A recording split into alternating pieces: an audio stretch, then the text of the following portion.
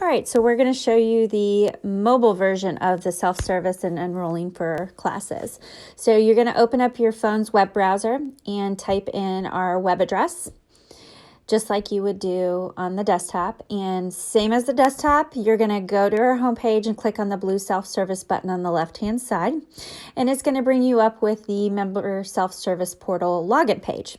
So since I've already created a new password logging in on the desktop, I'm going to use that new one. And you're going to put in your username, which is your membership ID, and the password. And then you're going to go ahead and log in.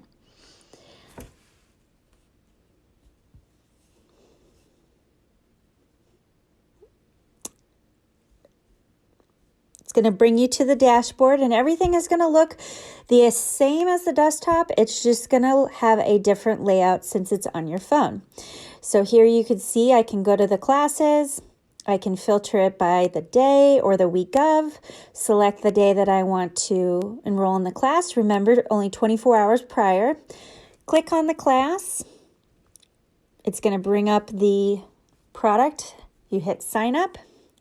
It's going to show kind of your shopping cart, and you hit sign up and you're good to go. So the same as the desktop, as you can see, it just sent me an email confirmation.